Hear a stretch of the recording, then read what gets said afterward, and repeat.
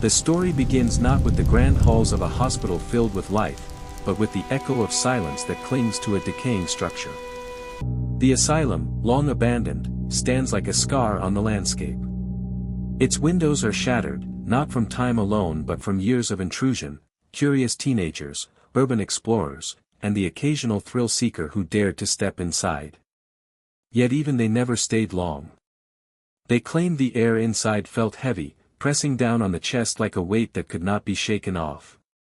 Local stories say that the building itself seemed to exhale at night, as if something unseen moved through its halls. The demolition crews arrived one gray morning, their machines towering against the skeletal frame of the asylum. The town had been eager to erase this blot from its memory. For decades, it had been an eyesore, a place whispered about but never truly acknowledged. A development project promised to turn the grounds into something useful, housing, perhaps, or a commercial center. The kind of progress people could point to and say, that chapter is finally closed. But what the workers expected to be a straightforward task quickly became something else entirely. As the first walls came down, strange discoveries surfaced. Old restraints embedded in brick, rusted chains hanging from hidden fixtures, and doorways that led to corridors not marked on any blueprint. It was unsettling, but nothing yet that would stop the job. At least, not until they broke through the east wing. Beneath a layer of concrete, demolition workers found a cavity, a space that should not have been there. At first, they thought it was an old storage room, sealed off and forgotten. But when a beam of sunlight spilled through the cracks, what lay inside froze them in their tracks. The crew refused to talk publicly about what they saw that day. Officially, reports were vague: structural hazards, unexpected findings, and safety concerns. But off the record, rumors spread fast. One worker said he had seen bones, arranged in a way no collapse could explain. Another swore he heard something, not the shifting of debris, but a voice. It wasn't human, he said quietly, and it wasn't alone. By the following week, the entire project was halted. Bulldozers sat idle, gates were locked, and guards were stationed at the perimeter. The asylum, it seemed, had chosen to resist its own erasure. Locals gathered at a distance, whispering theories. Some believed human remains had been discovered, a mass grave, perhaps, linked to the asylum's troubled past. Others leaned into superstition, claiming the asylum was cursed, that disturbing it had awakened something that preferred to be left alone. The truth, as always, was somewhere in between. What we know is this: the demolition had uncovered evidence, and that evidence told a story far darker than anyone had been prepared for. To understand why, we have to go back. Because this was not just any asylum, not just another relic of a bygone era of medicine. This place had been built with promises of progress, of healing, of modern science and compassion. Its founders spoke of hope, of dignity, of a place where the forgotten could be restored. And yet, brick by brick, that promise decayed into something monstrous. The ruins that stood in silence were not simply abandoned walls. They were witnesses. They had held within them cries that were never heard beyond the locked doors, footsteps that went into corridors and never returned, and secrets so carefully buried that even the passing of decades could not fully conceal them. When the demolition was ordered, it was supposed to be the final act in a long, painful history.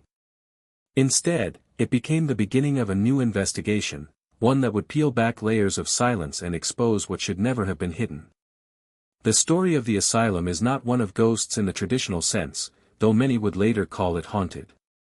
No, the spirits that lingered were much more real: men, women, and children who had been brought here under the guise of treatment, only to vanish into the bowels of the institution. Their absence left traces, like fingerprints on glass, faint but undeniable. And as the walls came crashing down, so too did the last of the asylum's defenses. The workers may not have understood the weight of what they stumbled upon, but they felt it. That instinct to step back, to leave well enough alone, has kept many from speaking in detail. Still, the story leaked out in fragments. And those fragments, chains in hidden walls, sealed chambers, bones where no bones should have been, point us toward a truth more horrifying than any rumor of restless spirits. As we move deeper into this story, one question lingers like smoke in the air: what exactly did they uncover inside that asylum? Because whatever it was enough to stop the demolition cold, and ensure that the asylum, once again, would remain standing, cloaked in silence, daring anyone to look closer. Long before its windows were broken and its halls lay in ruin, the asylum was born from a vision. In the late 19th century, when medicine was still wrestling with the mysteries of the human mind, reformers believed they could create sanctuaries for the suffering. They spoke in grand speeches about progress, about compassion, about lifting the veil of madness and offering light. In newspapers of the time, the asylum was described as a cathedral of healing, a place where the lost could be restored to society. For the townspeople who watched its construction, rising brick by brick from an open field, there was pride. This was not simply a building, it was a monument to modern science and a promise that their community was moving forward. The architecture reflected that optimism. Wide corridors bathed in sunlight, gardens meant for reflection, wards designed with order and symmetry, all of it built with the belief that beauty could heal the mind. Doctors of the era claimed that mental illness was not a permanent state but a condition that could be soothed with the right environment, fresh air, and moral treatment. Families who had once hidden away their relatives whispered with relief that there was finally a place where hope lived. For many, the asylum was a second chance. But hope, like mortar, can crack over time. The moment the first patients arrived, the gulf between ideals and reality began to show. The wards, built to house a few hundred, filled rapidly. What was meant to be quiet reflection soon turned into a chorus of cries, some gentle, some violent. Staff, unprepared for the volume and severity of cases, struggled. Records from the earliest years speak of shortages: not enough blankets, not enough medicine, not enough hands to tend to the growing population. Yet the gates kept opening, and more patients kept coming. Among the first directors was a man remembered both as a visionary and, in time, as a tyrant. His writings, preserved in old journals, reveal a contradiction. On one page he writes of his desire to see patients restored to their natural selves, clothed in dignity.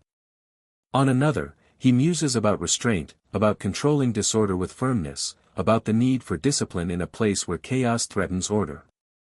For every story of kindness, a nurse reading to a patient in the garden, a doctor encouraging music as therapy, there were whispers of less gentle methods. Whispers that would grow louder as decades passed. The community, in those early days, saw only the polished face of the asylum. They attended dedication ceremonies, heard uplifting speeches, and read glowing reports in the papers. To outsiders, it was progress incarnate. But inside the walls, a different reality unfolded. Families who left their loved ones at the gate did not always see them again. Some patients recovered, yes, but others lingered, not for months, but for years, sometimes for the rest of their lives. Letters home dwindled, visits grew rare, and slowly, people outside began to forget. The asylum did not forget. It absorbed lives, one by one, until the very air inside carried the weight of thousands of untold stories. By the turn of the century, conditions had shifted. Overcrowding grew severe. What was designed as a sanctuary had become a warehouse. Beds lined every corner, patients slept on straw mats in hallways. Treatment gave way to containment, and containment slid into neglect. The promise of dignity turned brittle under the pressure of too many bodies, too few resources, and too much secrecy. Yet still, the building itself seemed to hold on to its original dream. Visitors remarked on its beauty even as they sensed something was wrong. Sunlight still streamed through the windows, and gardens still bloomed, but they felt hollow, like stage props concealing the truth. Beneath the veneer of order, the asylum was beginning to rot. Reports surfaced of strange practices, of experiments cloaked in the language of therapy. Electroshock was administered not sparingly but as routine. Patients were subjected to cold water therapy, plunged into freezing baths to calm agitation. Some walked away dazed. Others never walked out at all. Even in those early years, there were disappearances. A patient who was last seen entering a ward but never recorded leaving. A staff member who resigned suddenly, refusing to explain why. Papers went missing, files were altered, and questions were dismissed with stern authority. Families were told their loved ones had relapsed or moved to another facility. Rarely did they press further. Trust in the institution was deep, and fear of stigma ran deeper still. To ask too many questions was to admit too much. And so the silence thickened. The town went about its business, proud of the asylum on the hill, never realizing that the dream they celebrated was already unraveling. They did not hear the cries echoing at night. They did not smell the disinfectant masking rot. They did not see the faces of patients pressed against barred windows, watching the world they were no longer part of. It would be easy, in hindsight, to call this inevitable. To say the asylum was doomed from the start. But that is not the truth. The truth is more complicated, and more tragic. It began with real hope, with people who believed in healing. But somewhere along the way, the dream twisted. The very walls that were meant to comfort became instruments of isolation. And with every patient who entered, with every family who turned away from the gates, the asylum became less a place of healing and more a machine, one that consumed lives and hid what it could not cure.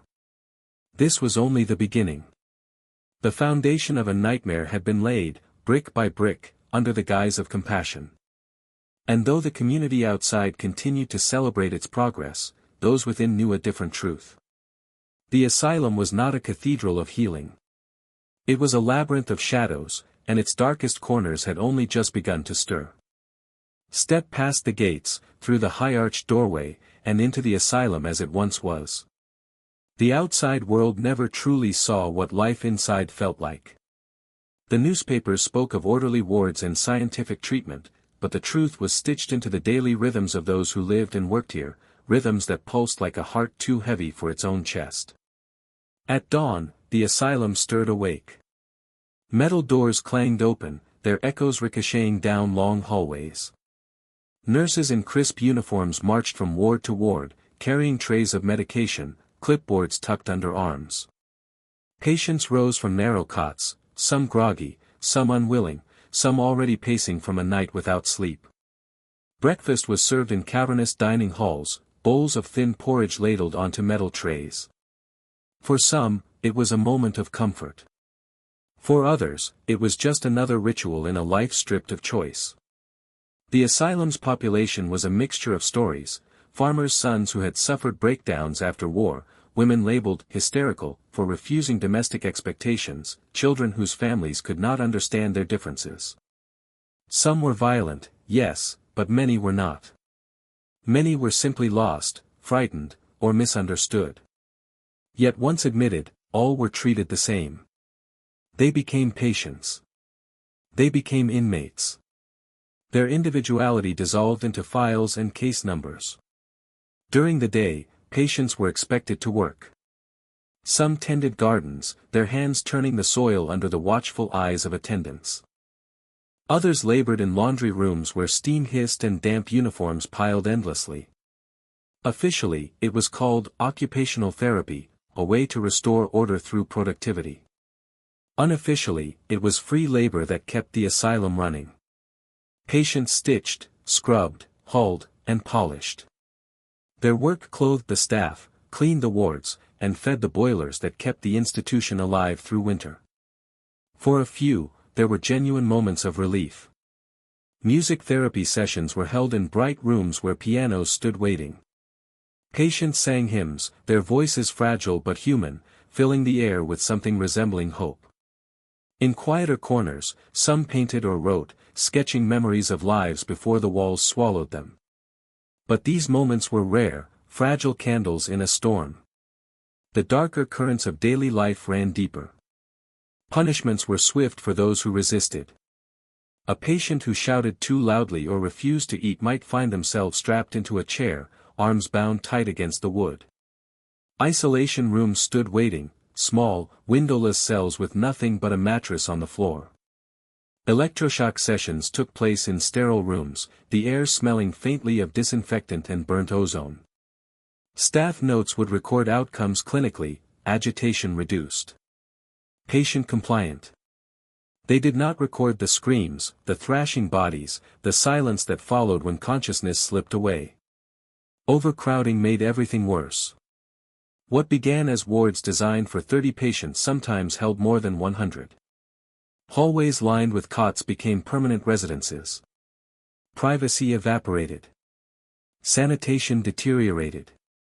Nurses whispered of lice outbreaks and infections spreading unchecked. Yet administrators insisted on maintaining appearances. On the rare occasions that state inspectors visited, the worst rooms were locked, their keys quietly pocketed. Patients who might raise alarm were sedated until they could do little more than stare at the wall. Still, inside this machinery of routine and neglect, flickers of humanity remained. Staff members sometimes risked reprimand to show kindness. A nurse might smuggle extra blankets to a shivering patient. An orderly might sneak a child a piece of candy. There are stories of a patient who played violin in the courtyard, and for a brief moment, even the harshest attendants paused to listen. These fragile acts of defiance mattered. They were proof that not everyone within the walls had surrendered their compassion, even if the institution itself had. But for every story of kindness, there were darker tales whispered in corners. Patients disappearing without explanation. A young woman transferred suddenly, her file vanishing from the cabinet. A child's bed left empty with no note of release. Some said they had been moved to research wards, though no official records of these wards exist. Others claimed to have seen attendants wheeling covered stretchers into the tunnels beneath the building, returning hours later with nothing. The missing were rarely spoken of again. Night inside the asylum was its own kind of terror. After lights out, the halls fell into a darkness broken only by the flicker of oil lamps. Patients tossed on narrow cots, some muttering, others wailing into the void. The cries of the distressed echoed down corridors, joining with the sound of footsteps, staff making rounds, boots tapping against stone. Some patients swore they heard more than footsteps. They described voices, soft and urgent, whispering from behind locked doors that no key ever seemed to open. The asylum was never quiet. Even in the deepest hours of the night, when the town outside slept, the building seemed alive, its pipes groaning, its walls creaking, its unseen heart beating. For those inside, the sense of being trapped was overwhelming. Time lost meaning. Days bled into months, months into years.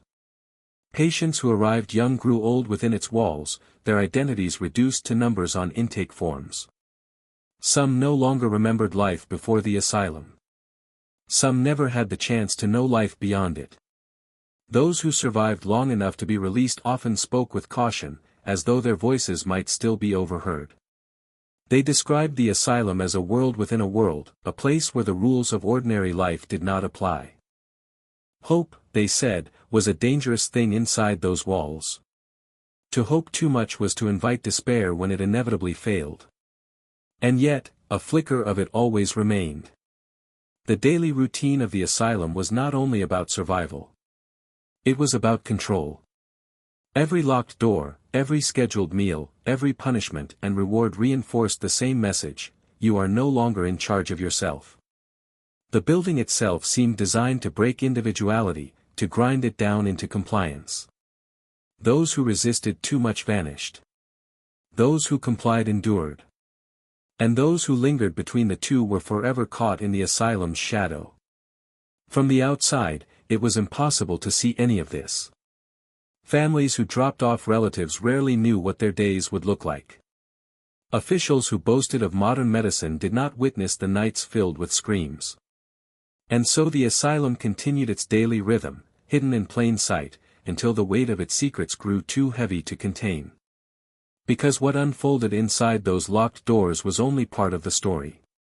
The real horror was not always in the wards themselves, but in what lay beneath them, a subterranean world few ever saw, and fewer still escaped.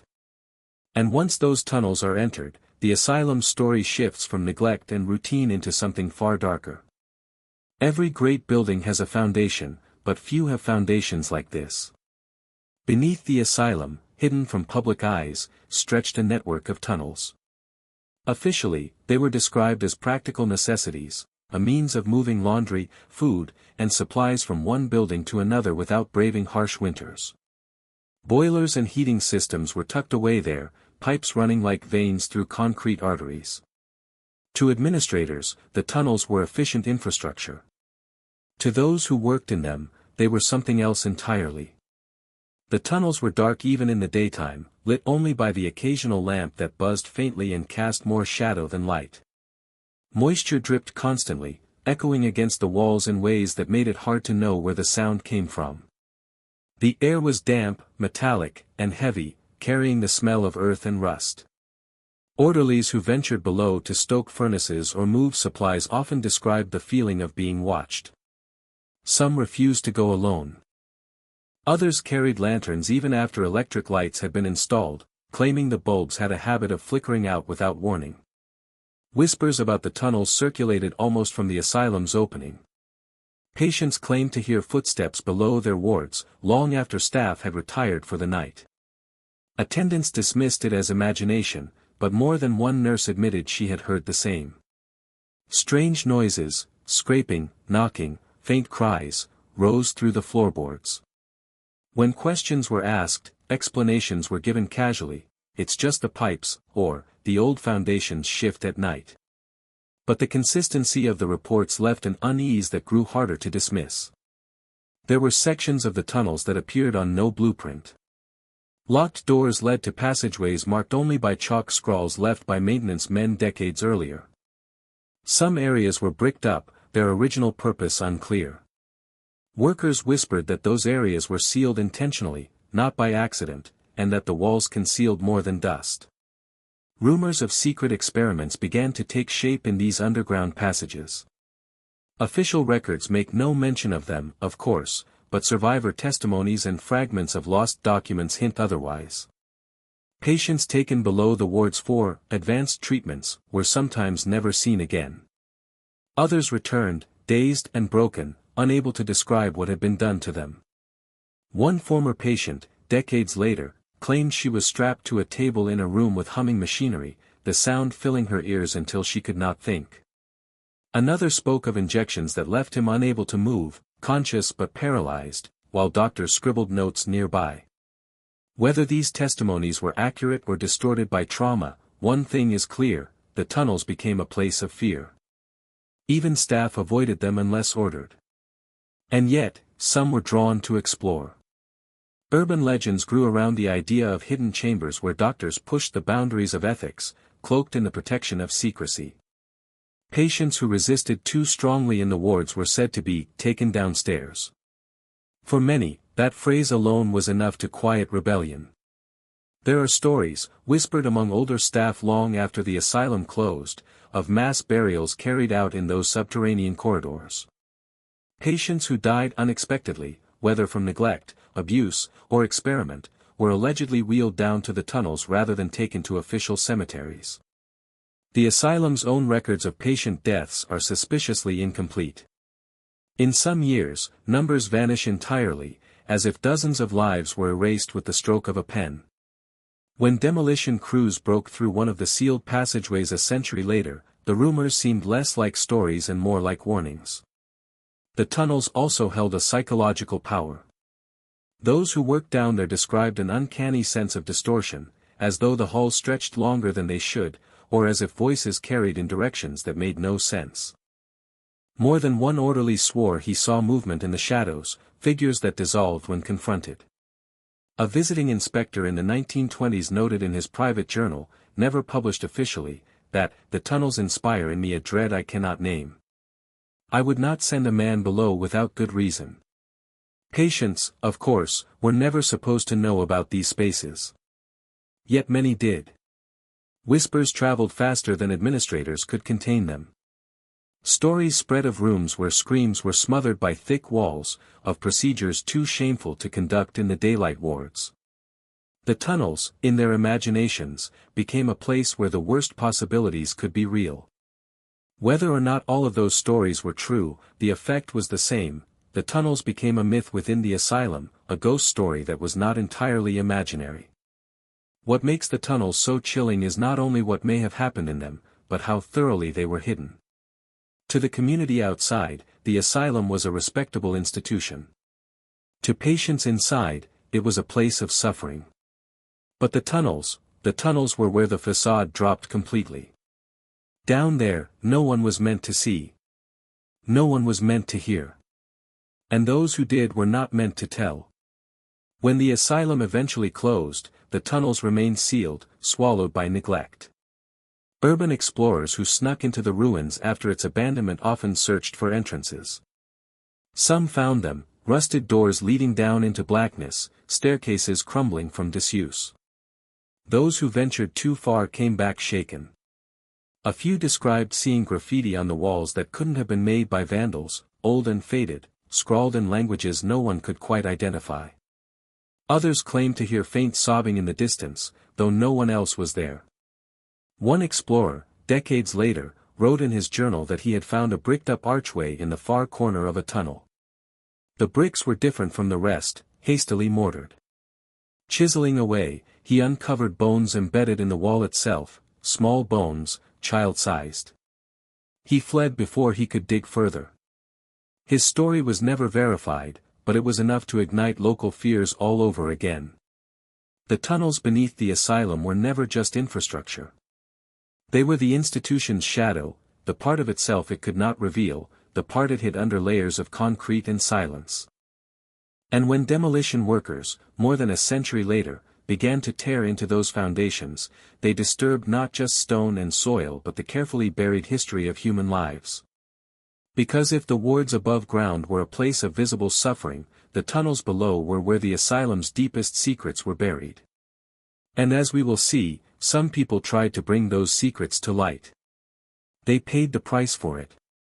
Every institution that hides cruelty eventually produces witnesses, people who see too much, hear too much, and decide they cannot remain silent. The asylum was no different. While most staff conformed, looking the other way for the sake of a paycheck or out of fear of retaliation, a handful could not.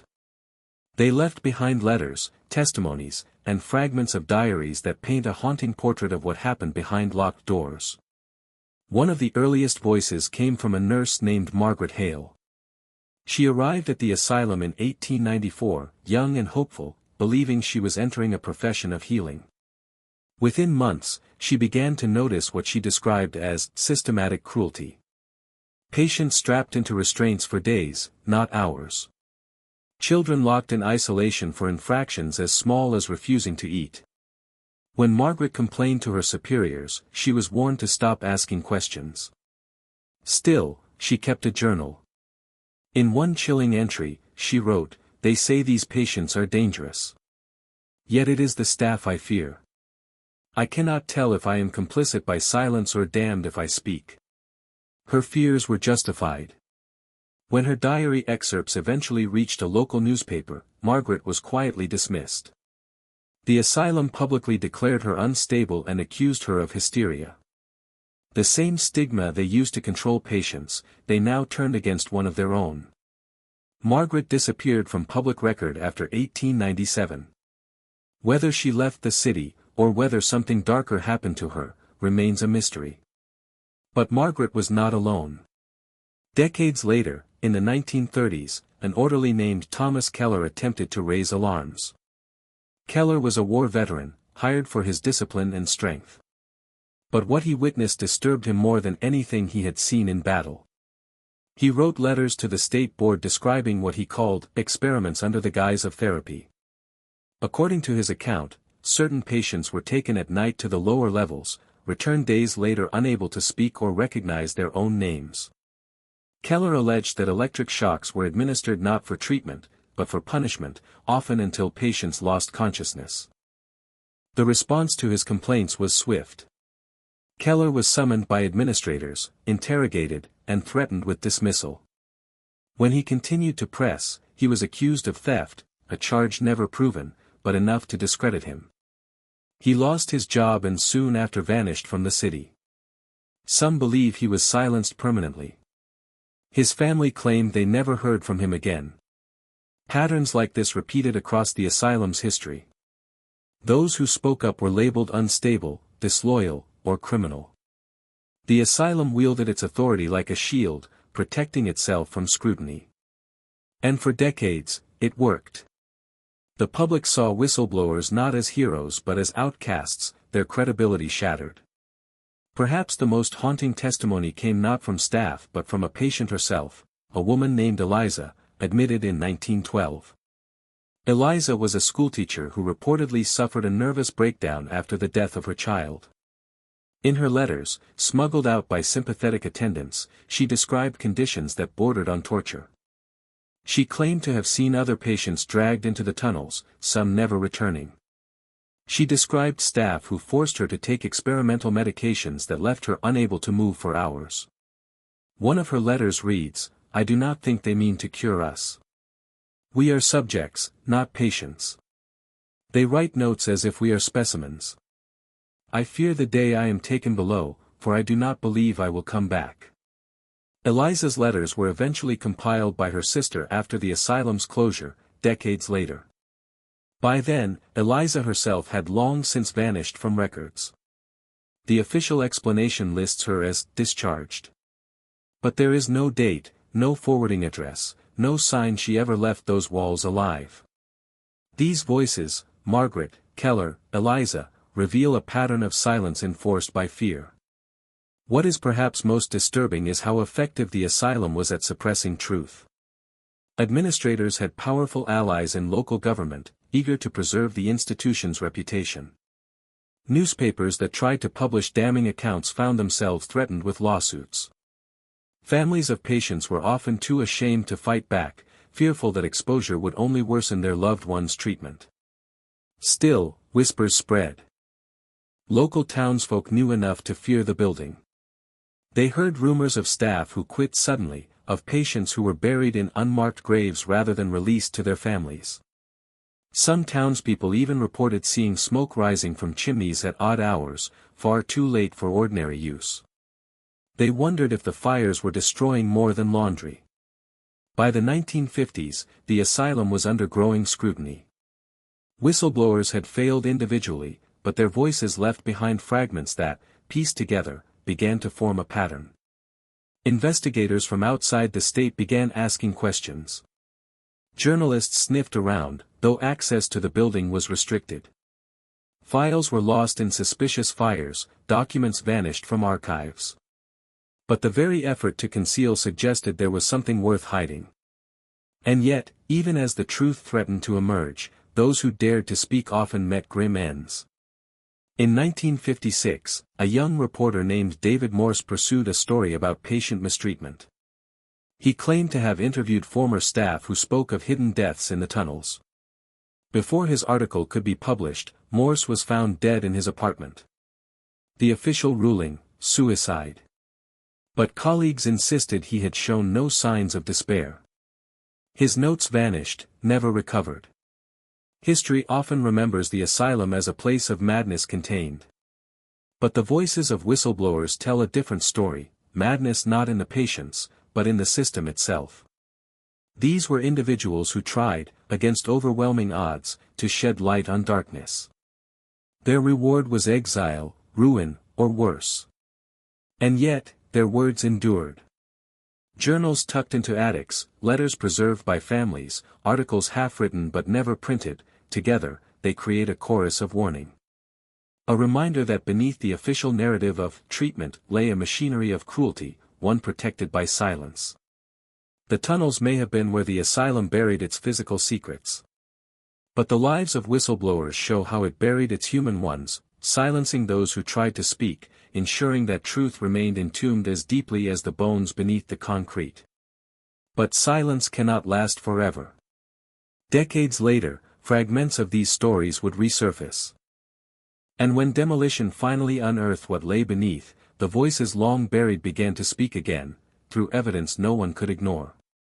For decades, the asylum stood as an empty monument, boarded windows, rusting gates, its interior crumbling under the slow pressure of time. But even in abandonment, the building commanded fear. Locals whispered about strange lights flickering at night, about footsteps echoing through hollow corridors. Few dared to venture inside. For the city, the asylum was a blemish, an eyesore. Developers wanted it gone, the land reclaimed for something useful. And so, in the early 2000s, the order was given: demolish the asylum. Erase it once and for all. At first, the process seemed routine.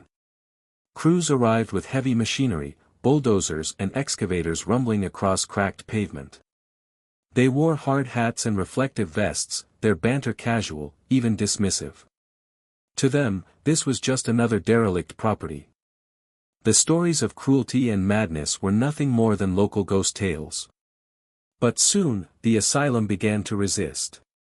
The first sign came when workers started dismantling the upper floors. The building's walls, long thought to be hollow plaster, revealed hidden cavities. Inside, they found scraps of old restraints, leather cuffs, rusted chains, fragments of wooden stocks. At first, it was dismissed as medical history, crude, but explainable. Yet the sheer volume was staggering. Entire closets filled with restraints, some clearly designed for children. The workers, unnerved, joked nervously. But they continued. Then came the tunnels. The demolition plan included clearing the lower levels, filling them with concrete to stabilize the ground. But when crews opened the sealed stairwells, they discovered the tunnels were far larger than anyone anticipated. Narrow, winding corridors extended deep beneath the asylum, branching in directions that were never marked on official blueprints. The air was heavy, damp, and foul, thick with a metallic scent that clung to clothes and skin. Workers reported feeling dizzy, disoriented, as if the very air resisted intrusion. As they advanced, their flashlights caught glimpses of strange markings on the walls, scratched initials, crude drawings, tally marks that stretched for dozens of lines. Signs of lives counting days, perhaps even years, in darkness. One wall bore a message carved deep into the stone: "We are still here." Then came the discoveries that halted laughter entirely. In one chamber, workers found a pile of rotting mattresses, each stained, each with straps embedded to pin bodies in place.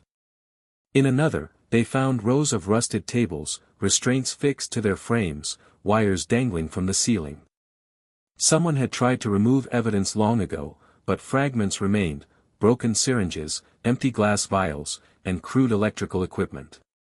And then, the bones. The first skeleton was uncovered near the far end of a tunnel, curled against the wall as though the person had died in hiding. The remains were small, a child, no older than 12. Beside the bones lay a cracked porcelain doll, its painted face chipped but intact. The crew froze. This was no medical storage, no misplaced specimen. This was a body deliberately concealed. The news spread quickly. The demolition was halted while authorities were summoned. What began as a simple construction project had now become a crime scene. Forensic teams descended on the asylum, combing through its tunnels with gloves and evidence bags. And the deeper they searched, the more they found. Bodies. Not one, not two, but dozens. Some buried shallowly in the dirt floors, others tucked into alcoves. Many were incomplete, bones scattered, broken, mixed with rubble. Some were adult, others clearly children. The estimates vary, but what was uncovered in those first weeks suggested numbers far beyond any official death records. The discoveries aligned disturbingly with the old whistleblower accounts. Patients disappearing in the night, dragged into tunnels and never seen again. Families told their loved ones had been discharged, when in truth they were buried under the very building meant to care for them. Investigators faced a haunting question: how could so many vanish without notice? The answer lay in the institution's control of narrative. Death certificates listed vague causes: respiratory failure, seizure, sudden collapse. Patients were recorded as released when, in fact, their release was only into the earth. The tunnels were not simply foundations, they were graves. Among the most chilling finds was a locked chamber discovered behind a rusted steel door. Inside, the air was stale, untouched for decades. The room contained rows of wooden boxes, each marked with faded numbers. Inside the boxes were bones, meticulously arranged, skulls, ribs, femurs stacked with clinical precision. It was not hasty disposal. It was collection. Whether for study, for experiment, or for something darker, no one could say. The press descended on the site, their cameras capturing grainy footage of body bags carried out under floodlights. The public, long suspicious but never certain, now had visible proof. The asylum's horrors were no longer rumor, they were undeniable fact. But with discovery came resistance. Some city officials attempted to downplay the findings, calling them historical artifacts, remnants of an era when medical ethics were crude. They urged the demolition to continue. Yet forensic evidence suggested otherwise. Some remains bore marks of blunt trauma, broken bones that could not be explained as natural causes. Others showed signs of restraint even in death, shackles still clasped around ankles, leather straps fused to skeletons by time. These were not merely patients who died. These were people who suffered violence. Workers refused to return. Even with extra pay, many claimed the site was cursed. One man reported waking in the night to hear voices, whispers calling his name. Another swore he saw a figure at the end of a tunnel, watching, before vanishing into the dark. Skeptics dismissed these as stress and suggestion. But for those inside the asylum, the fear was real. Demolition was postponed indefinitely. The asylum, once scheduled for erasure, was now preserved, not as a redevelopment project, but as a crime scene. And yet, even then, officials wrestled with how much truth to reveal. Some files from the investigation never surfaced. Some chambers were sealed again, their contents classified. What was discovered beneath the asylum did more than confirm suspicions. It forced a reckoning. For every skeleton found, there were likely more still hidden. For every whistleblower silenced, their warnings now echoed in bones. The ground beneath the asylum was no longer just earth. It was testimony.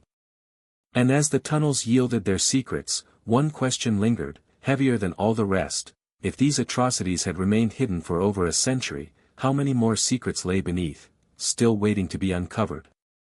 The asylum had resisted demolition.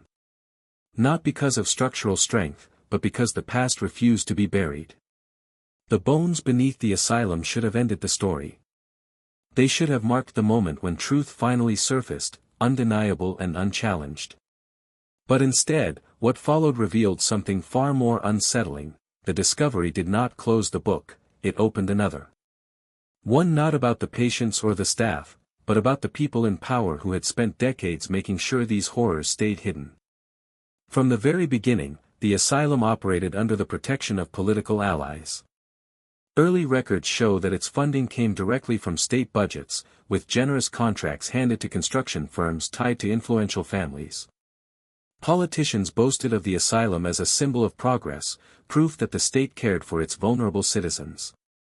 To admit cruelty inside those walls would not simply indict doctors and nurses, it would stain the reputations of the men who built their careers on its existence. When whistleblowers like Margaret Hale and Thomas Keller tried to speak, their voices weren't crushed solely by asylum administrators. Court documents unearthed later show direct correspondence between the asylum board and state officials, conspiring to label dissidents as unreliable, even dangerous. Judges quietly dismissed cases, newspapers that attempted to print exposés suddenly lost funding or were threatened with lawsuits. The asylum was a fortress, and behind its walls stood not just bricks and mortar, but the machinery of political protection. The discovery of mass graves in the 2000s should have shattered that protection. And yet, as investigators sifted through tunnels, a familiar pattern re-emerged.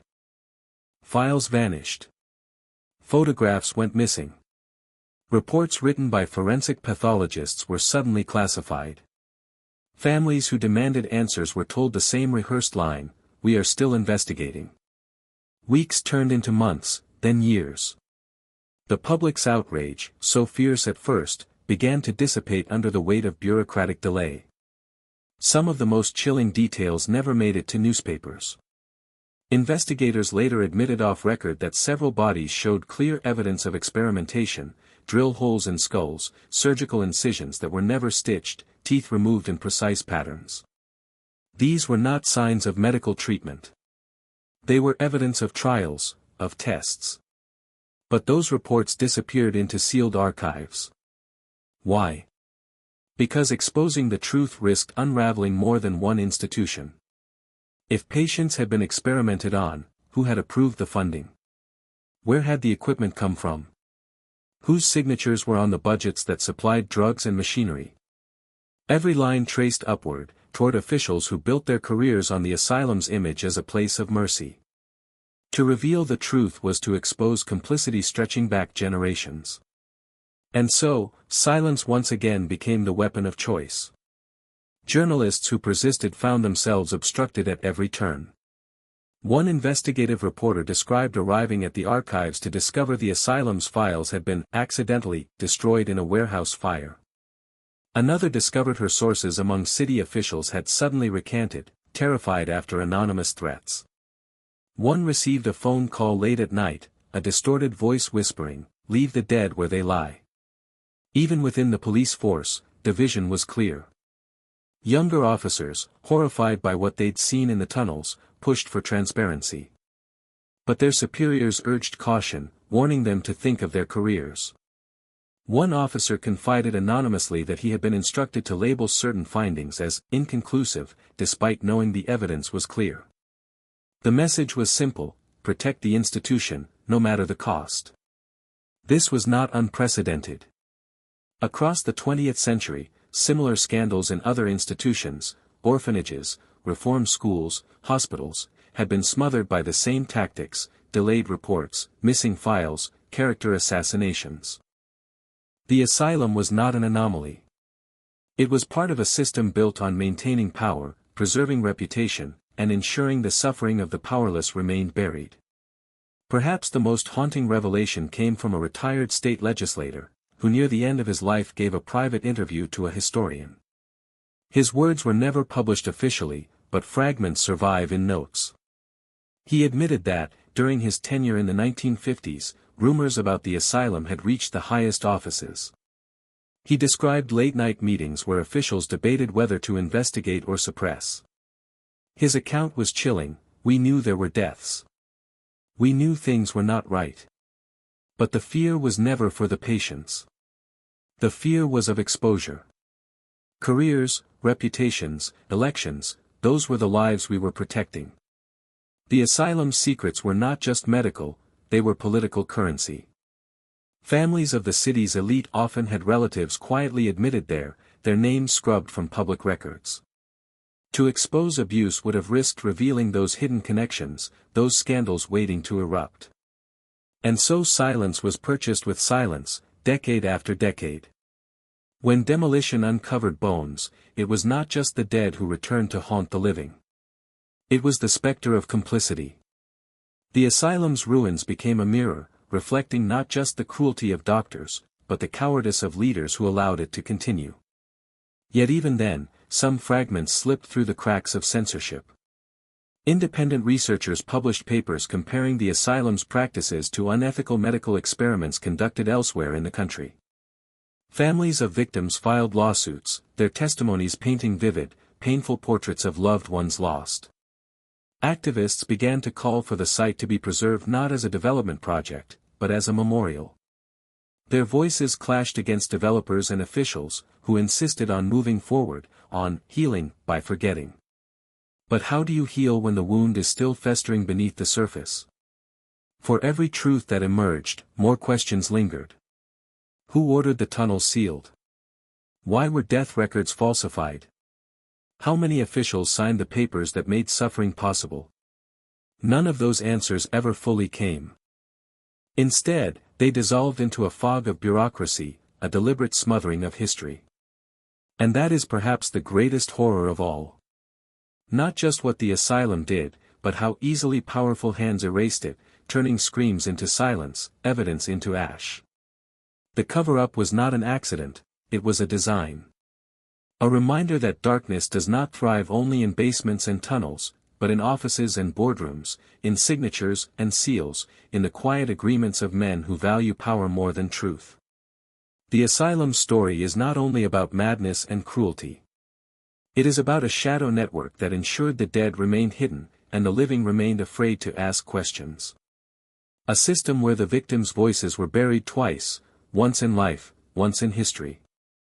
And yet, despite all efforts, some secrets refused to stay hidden. The bones beneath the asylum had already forced their way into daylight. But there was still more to come, discoveries that would not just haunt the city, but challenge the very idea of what society had allowed in the name of progress. The cover-up had succeeded for over a century. But now, cracks were forming in the silence. And through those cracks, the truth was beginning to seep, unstoppable, undeniable, and far darker than anyone could have imagined. Long after the asylum closed its doors, its corridors did not fall silent. For decades, locals avoided the grounds after dusk. Even children dared each other to run to the gates but never crossed the threshold. The building was not just abandoned, it was watched. And when demolition crews finally disturbed its foundations, those whispers of fear turned into something impossible to ignore. The first reports came from the workers themselves. Men who had spent years on construction sites, accustomed to creaks and groans of old buildings, claimed the asylum was different. One described hearing footsteps behind him as he worked in a tunnel, the sound measured, deliberate. Yet when he turned, his flashlight revealed only dust and stone. Another insisted he heard voices, faint at first, then louder, overlapping, a dozen whispers rising in a desperate chorus. The words were indistinct, but the tone was unmistakable, pleading. Skeptics dismissed this as imagination, a trick of acoustics in underground chambers. But then equipment began to fail. Generators shut down without explanation, lights flickered and died, leaving crews in choking darkness. Tools went missing, only to reappear hours later in impossible places. One worker swore he left his drill on the floor, only to find it balanced neatly on a ledge 10 feet above his head. The most unsettling account came from a foreman named Ray Delgado. He was not a man prone to superstition. Yet one night, while surveying a tunnel, he caught sight of a figure standing at the far end, a young woman in a hospital gown, her head tilted, her hair hanging across her face. Assuming a trespasser, he called out. The figure did not move.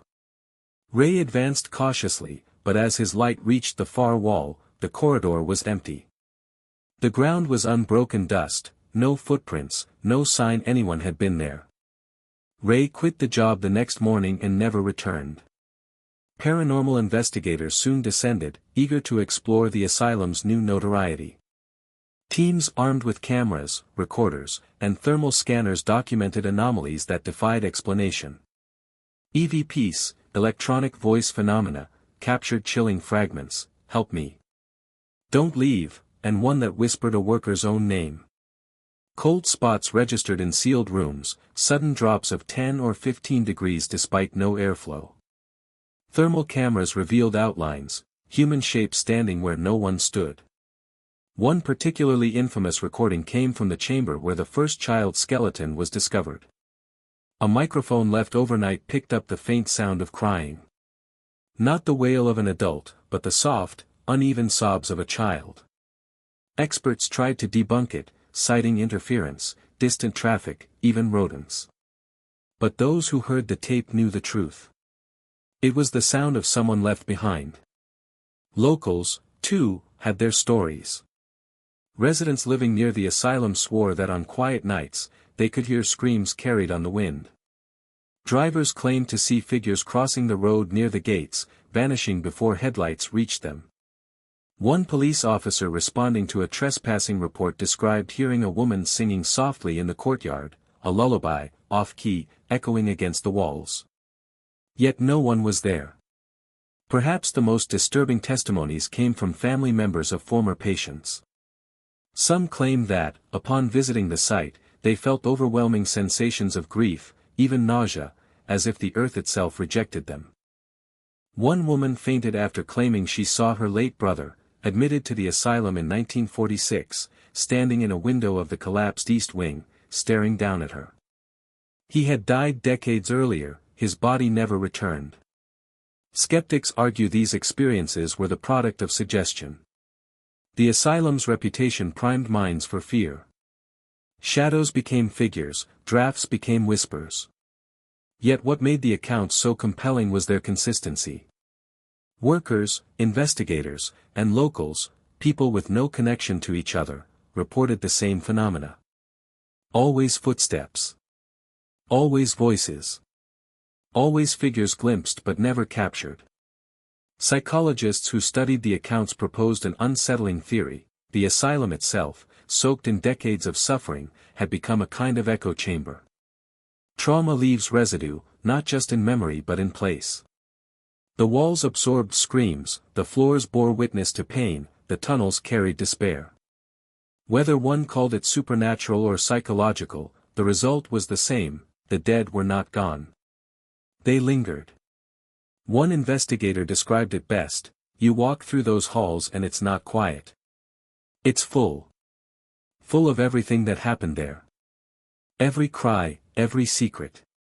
It's like the building refuses to let go.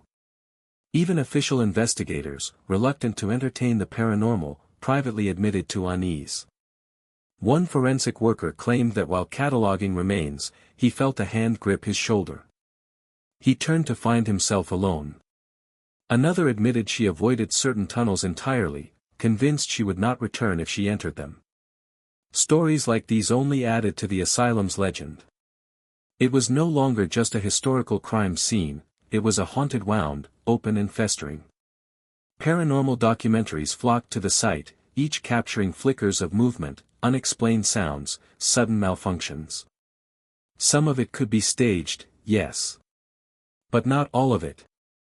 Too many experiences came from those with nothing to gain, only fear to carry home. And perhaps that is what makes the asylum's ghost stories so haunting. They are not tales of malevolent spirits, but of unresolved suffering. Not demons, but people. People silenced, buried, forgotten, still calling out in the only way they can. The asylum was built to contain madness, but in its attempt to erase humanity, it created something worse: echoes that refuse to die. Even now, when the site lies under lock and chain, with demolition halted indefinitely, there are reports of trespassers slipping through fences. Some emerge shaken, refusing to speak of what they saw. Others never return. Police respond, search the grounds, but find nothing. The asylum remains patient, waiting, holding its secrets tight. What haunts the building is not just death, but the cover-up, the betrayal, the silence. And silence, once broken, does not rest easily. Which leaves us with the question: if the voices are still speaking, what are they trying to tell us? Are they warnings? Pleas for justice? Or are they simply the endless echoes of pain, replaying forever beneath the earth? Whatever the answer, one truth is undeniable: the asylum has not finished telling its story. And the living are not its only witnesses. The asylum's walls may have collapsed, but for the families who lost loved ones inside, the scars never healed. Behind every anonymous skeleton unearthed, there was once a name, a face, a story. Each discovery in the tunnels reopened wounds that had never properly closed, forcing relatives to confront the truth: their family members had not been treated, they had been discarded. For decades, these families lived in silence. Some were told their loved ones had died of natural causes inside the institution, their bodies quietly cremated, their remains never returned. Others were simply told nothing at all. When the asylum finally shuttered, many still held out hope that one day, their questions would be answered. But no one expected the answers to come in the form of bones hidden underground. One of the first families to speak publicly was the Carringtons. Their aunt, Evelyn, had been admitted in 1938 at the age of 17 for what doctors then called hysteria. In reality, she had been a bright, headstrong girl who argued with her father over marrying a man she did not love. Admission was easy, one doctor's signature, a family's consent. She never came home. The family was told she died during a fever outbreak. But when investigators showed them a patient bracelet recovered from the tunnels with Evelyn's name etched into its corroded metal, the truth struck like a hammer. Evelyn had not been cared for. She had been abandoned in the darkness. The Carringtons were not alone. The families of soldiers, immigrants, and children discovered similar truths. For some, the remains of their relatives were identified through dental records, scraps of clothing, or fragments of ID tags. Others remained lost in anonymity, their bones catalogued under sterile numbers. Each confirmation carried a cruel weight.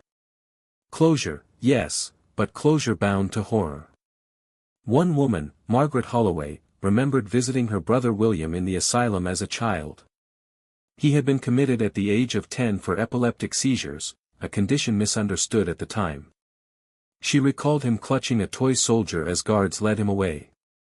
Years later, when demolition crews unearthed small skeletal remains with a toy soldier rusted beside them, Margaret collapsed in grief. "They told us he would be cared for," she whispered through tears. They lied. For survivors, those who somehow lived long enough to walk free, the trauma never left. Some described their years inside as a blur of screams, drugs, and restraints. Others remembered vividly the cruelty of staff, the endless experiments, the loneliness of being forgotten. One survivor, Helen Price, spoke of her 2 decades inside. It wasn't a hospital. It was a prison where hope went to die. We weren't patients. We were experiments, bodies to test on, voices no one listened to. The worst part wasn't the pain, it was knowing no one on the outside cared enough to come for us. These testimonies painted a picture not just of institutional neglect, but of generational trauma. Families bore the shame of having a relative locked away. Survivors carried scars invisible to the world. Communities whispered but did not intervene. The asylum's silence infected everyone connected to it. Some families tried to fight back, even before the remains were discovered. In the 1970s, when stories of abuse began to surface, small groups petitioned for records to be released. Most were denied access. Files were lost, destroyed, or sealed under bureaucratic excuses.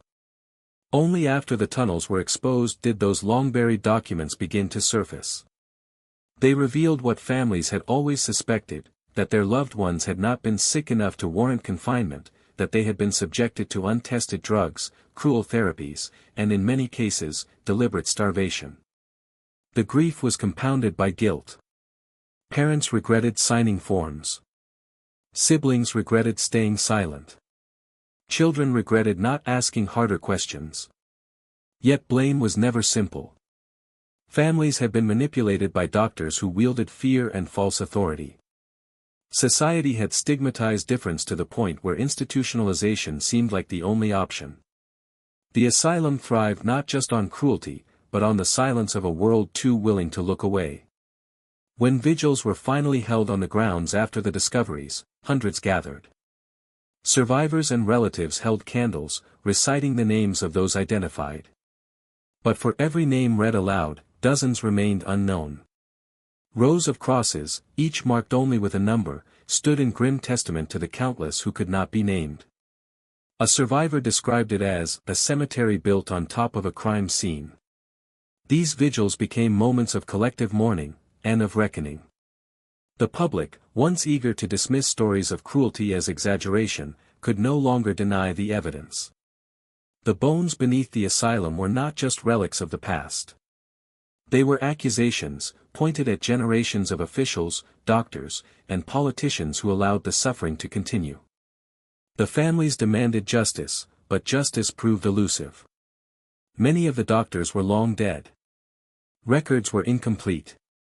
Statutes of limitation closed doors before cases could be filed. The best many families could hope for was acknowledgement, a plaque, a memorial, a formal apology. Yet for some, even that felt hollow. What good is an apology to bones in the ground, one grieving mother asked. My daughter's life was stolen. Sorry doesn't return her to me. Still, there was power in bearing witness. Survivors found their voices after decades of silence. Families connected with each other, discovering they were not alone in their grief. Their stories, spoken aloud, transformed the asylum from a place of secrets into a symbol of resistance. By refusing to let the dead be forgotten, they ensured that the asylum's crimes would not fade quietly into history. And perhaps that is the greatest toll of all, not just the loss of life, but the fracture of trust. The asylum was meant to heal, yet it became a wound passed down through generations. Families who once believed in institutions, in medicine, in authority, learned instead to doubt, to question, to fear. The shadows of the asylum reached far beyond its walls, casting darkness across entire bloodlines. For the Carringtons, for Margaret Holloway, for Helen Price and countless others, the asylum was never just a building. It was a thief, of years, of futures, of names. Its tunnels may have been filled with bones, but its legacy lived on in broken families, haunted survivors, and stories whispered in shame. And as those families remind us, the true horror of the asylum is not only in what happened to the bodies beneath the ground. It is in what happened to the living who were left behind. If the asylum's walls could speak, they would not only whisper of pain and suffering, but of power, the kind of power that silences truth and bends reality to its will. Because as horrifying as the tunnels, the bones, and the survivor testimonies were, another shadow loomed even larger, the machinery that kept it all hidden for so long. The deeper investigators dug, the more obvious it became that this was not just the story of a rogue institution. It was a system. A network of politicians, doctors, trustees, and businessmen who benefited, or at least protected themselves, by ensuring that the asylum's darkest secrets remained buried. On paper, the asylum was regularly inspected. Annual reports filed with the state described it as a progressive facility and a model for psychiatric care. Officials toured pristine wards that had been polished for their arrival, never stepping into the locked wings where the real horrors unfolded. Behind the scenes, bribes and handshakes smoothed away any concerns. Doctors received promotions. Inspectors were granted political favors. Legislators accepted donations. The asylum became a fortress not just of stone, but of influence.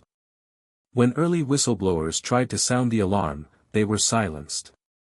In 1946, a young nurse named Clara Devine reported the use of untested drugs on patients to state authorities. Within weeks, she was dismissed, accused of gross misconduct. Rumors circulated that she had been unstable, even dangerous, the same kind of labeling once used against patients. Clara disappeared from the public record, her credibility destroyed. But private letters later recovered showed she had begged newspapers to take her seriously. None did. Other employees told similar stories, files that vanished, careers destroyed, threats made late at night. The asylum seemed to wield a chilling influence that extended well beyond its crumbling gates. And each time the truth tried to surface, someone powerful made sure it drowned. The question, of course, is why?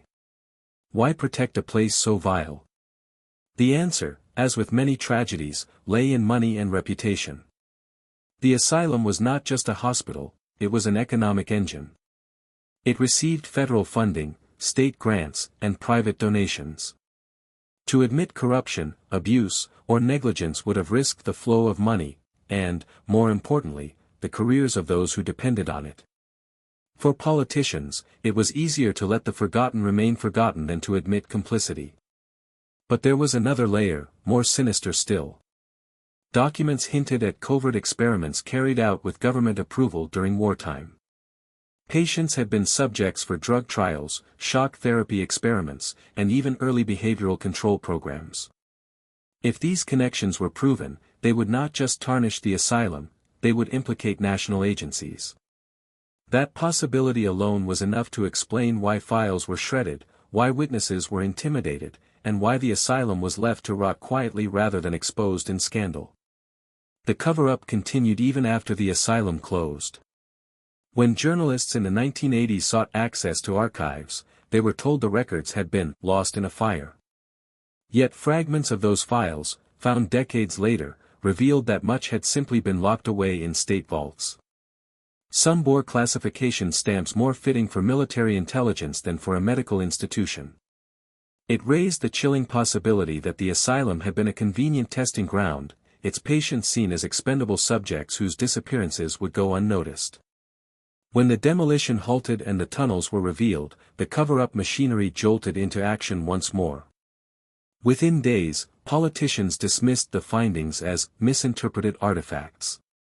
State representatives called for the site to be sealed and secured for safety reasons. Families demanding access to records were stonewalled again. Even as bones were catalogued, officials used phrases like archaeological remains rather than human victims. Language became a weapon, designed to strip the dead of identity and humanity. Some argued the cover-up was about liability, that admitting what had happened would open the state to lawsuits it could not afford. But others saw something darker, a desperate attempt to keep buried a collaboration that reached into the highest levels of power. After all, if even a fraction of the experimental claims were true, the asylum story was not only one of medical abuse. It was one of state-sanctioned violation, hidden under the guise of treatment, endorsed by those in office. For the families, this realization was perhaps the most devastating. Their loved ones had not only been betrayed by doctors or guards. They had been betrayed by the very system meant to protect them. The state had signed the checks, approved the budgets, looked the other way. Every silence, every lost file, every destroyed report was another betrayal layered on top of the suffering already endured. Investigators who pushed too hard faced the same fate as earlier whistleblowers. One journalist working on a full exposé found his notes stolen during a break-in. Another received anonymous calls warning him to leave the dead where they belong. It was intimidation, subtle and blunt at once, echoing the same tactics that had silenced people for generations.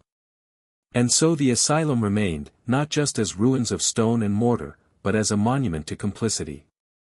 Its walls crumbled, but the network that had shielded it proved harder to break. Families demanded transparency. Survivors cried for acknowledgement. Yet the machinery of politics and power churned on, grinding truth into dust. Still, cracks had begun to show. The bones in the tunnels were undeniable. Survivors' testimonies grew louder. Journalists refused to let go of the story. Each revelation peeled away another layer of the cover-up, exposing fragments of a truth too big to stay buried forever.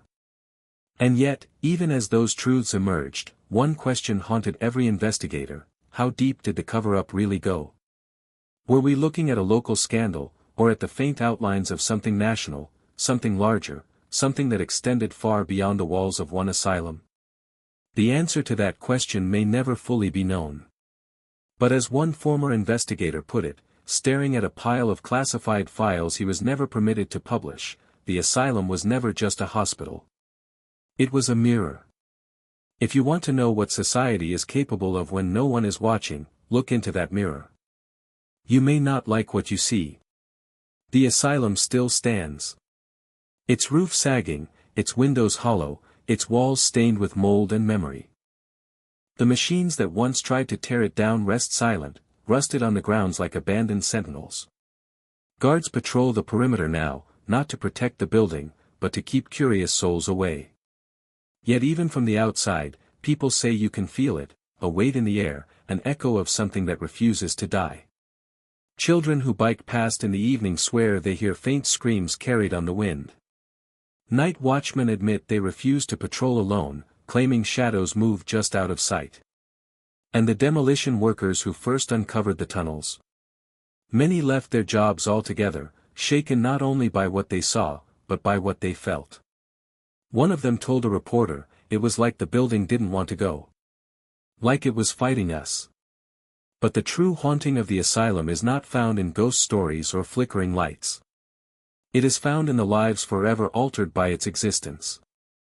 In the families who carry generational scars, in the survivors who still wake at night drenched in sweat, in the communities forced to reckon with what they allowed to happen in their backyard.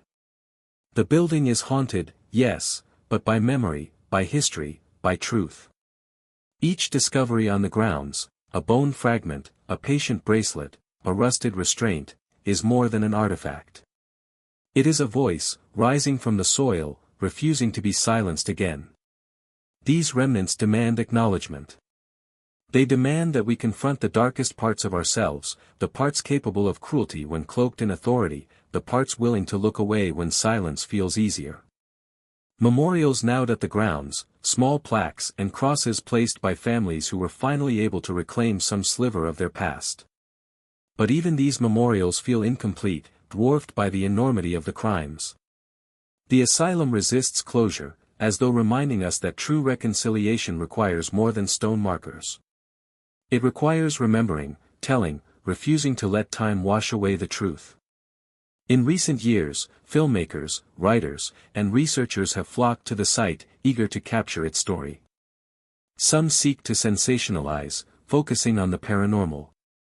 Others aim for honesty, interviewing survivors, piecing together records, refusing to let the cover-up win.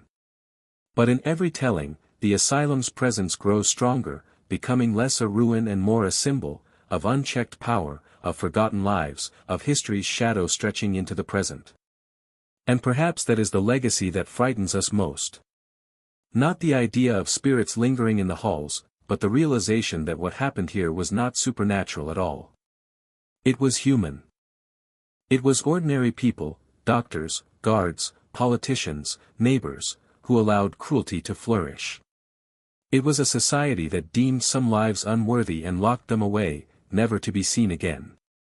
The true horror is not the thought of ghosts in the tunnels. It is the knowledge that we built those tunnels ourselves. Even now, questions remain unanswered. How many were lost in the asylum's care? How many experiments went undocumented? How many files remain hidden in government vaults, too dangerous to release? Each question hangs in the air like a specter, unresolved, daring us to keep looking deeper. And each time another bone is unearthed, another relic recovered, those questions grow louder. For the families, for the survivors, for the investigators who still chase fragments of the truth, the asylum is not just a relic of the past. It is a wound that bleeds into the present. A wound that will not close until its story is fully told. But perhaps that is the asylum's final act, to remind us that forgetting is the most dangerous crime of all. If the walls of the asylum crumble tomorrow, if the tunnels are filled and the bones reburied, the legacy will still remain. It will linger in the stories we tell, in the warnings we pass down, in the uncomfortable questions we ask about how such cruelty could have gone unseen for so long. It will remain because history, when ignored, has a way of repeating itself. As we stand at the edge of the ruins, the wind rattling through broken windows, we cannot help but feel that the asylum is watching. Not with malice, but with a grim patience, waiting to see whether we will learn from its silence or fall prey to it once again. And so, the haunting legacy of the asylum is not confined to its crumbling halls. It lives in us, in the choices we make, in the truths we choose to face, and in the lies we allow to linger. The asylum dares us to remember. The question is, will we? Because in the end, the asylum's greatest secret was never the tunnels, the bones, or even the cover-up. Its greatest secret is the reflection it offers, a mirror held up to humanity, showing us the darkness we are capable of when compassion is replaced with fear, when power goes unchecked, when silence becomes complicity. That is the haunting we cannot escape. That is the legacy that will never rest.